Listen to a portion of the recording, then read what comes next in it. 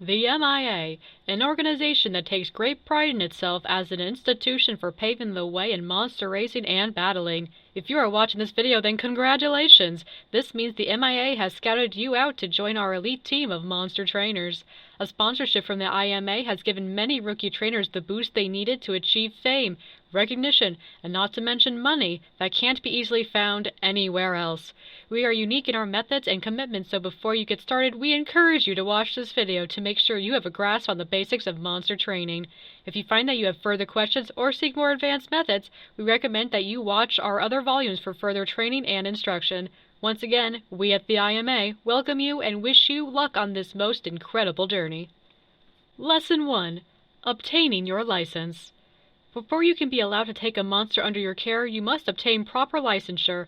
The MIA takes great care that these powerful creatures aren't released to just anyone. We would not rest easy at night knowing that someone like a 10-year-old child with no prior screening could just waltz around with a giant fire-breathing dragon. To curb this kind of madness, an application must be submitted. This application consists of 10 unrelated questions that can be answered in any way you choose. For you see, the true test is whether you're able to follow orders. We mean instruction. We mean basic compliance. We mean once your application is submitted, you will be presented with your license. But we're not done yet. We hope by now you understand the responsibility that comes with raising a monster. This isn't like some human child that can be raised by the missus at home. No, for this, you're going to need some help. And so you'll be presented with your very own cult. Yes, she is certified on laborious tasks. This means that any sort of cleaning, setup, paperwork, and other menial tasks that you might come across are no longer your concern. Please leave these tasks to Colt. When this is all finished, you can now move on to acquiring your very first monster. Lesson 2. Acquiring your very first monster. There are many types of monsters out there, and we understand the power of choice can be overwhelming and make your brain hurt. If this is you, we recommend you take a trip to the market. There you will find a selection of only 3 monsters to choose from, free of charge. Be sure to check back during the year for perhaps a slight change of selection. These 3 not good enough? Then be sure to check your privileged ass before heading to the shrine. Here you can resurrect a monster from a stone. Our science department has requested that we don't reveal how this actually works. From here you can input the name of your favorite band, CD, or video game, and if available, you can generate the monster from within. For true agents of chaos, we have a random button, our personal favorite here at the IMA. Let us use this method to find our new cash cow. We mean meal ticket. We mean friend. Yes, well, let's get started. Yes, it would seem we have rolled a monster that may not be beginner-friendly. Until you are fully indoctrinated, we recommend holding off from these monsters. But not to worry, there are plenty that are accessible even to the most rookie of trainers. Haha, let's try another. Surely the next one. Oh, come on, there's like 600,000 entries in here. What the actual Fantastic! It seems we have a suitable monster here. Let's see who it is. My, what an interesting creature. Congratulations, you are now the proud trainer of this. Give them a name and let's head back to your IMA-provided ranch. Lesson 3. Training your monster. Who's hungry? Just kidding, you never get to eat, but your monster sure does. Due to previous intervention, we require our trainers to feed their monsters the first week of every month, no exceptions. Except for the exceptions, of course. The IMA nutritionist worked long and painful minutes coming up with a variety of options that will satisfy even the pickiest of eaters. Once that's done, you'll need to decide how to spend the rest of your month. More often than not, you will be training your monster to be the best fighter it can be. Select any of these IMA-designed drills, and your monster will run them on their patented IMA-designed course. Each drill increases certain stats, while some of the more difficult drills will actually bring down a stat in order to give a bigger boost to others. Let's go over the stats real quick. Defense. Determines the amount of damage your monster takes when hit. Intelligence. Used for magic-based attacks. The higher the number, the more damage it does. Life. Simply the amount of HP your monster has. Power. Is the amount of damage your monster does with its non-magic attacks. Skill. Affects the chance your monster has to land its attack. And speed increases the chance of your monster dodging incoming attacks. Intelligence, life, power, and skill can also come in handy for expeditions, but we will not be covering those in this video. So with this knowledge, you must make choices in how you want to raise your monster. This can also be affected by the monsters themselves. Some are not compatible with certain builds, so keep this in mind as you build the ultimate fighting machine. But sadly, they aren't machines. Yet.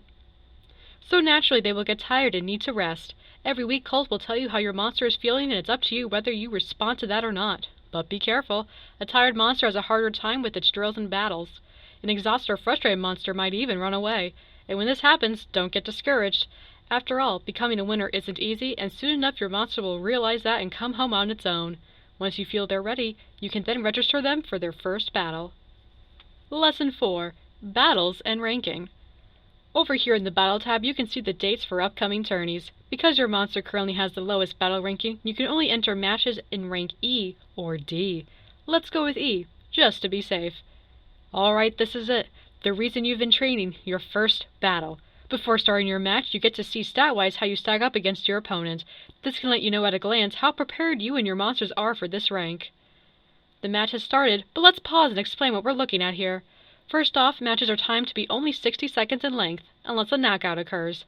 But here down at the bottom is where most of your information is. Your attacks are each placed into one of these slots here. You'll notice that in order to use attacks, your monster will either have to move in closer to your opponent or move further away.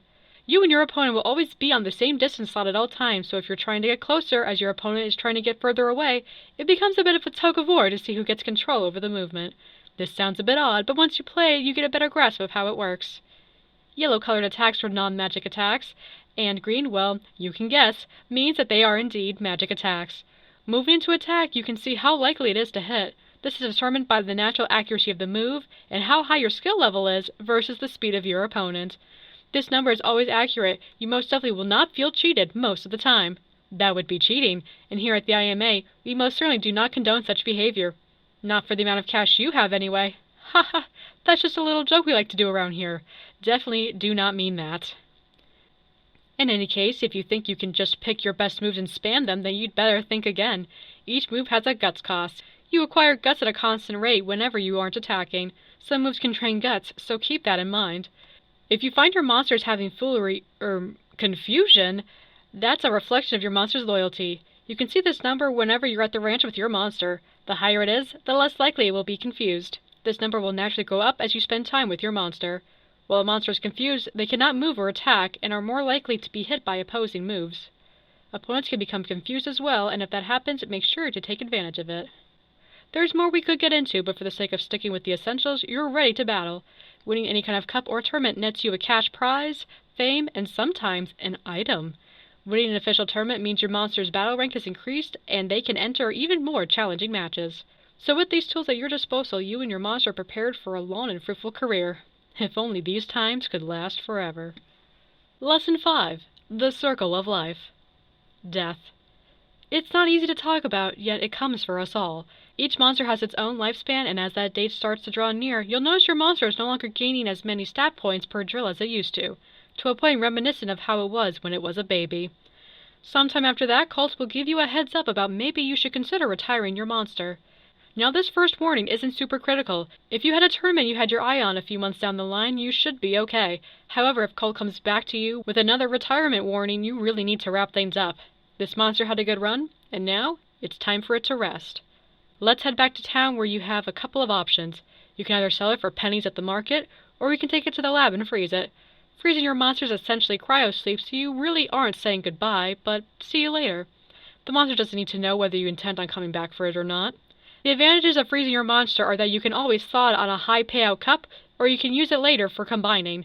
The intricacies of combining are too elaborate to get into here, but basically you can take two monsters and combine them to create a new and ideally stronger monster. But what happens if you don't heed Cult's warnings, or if your monster suffers an injury too severe? Well...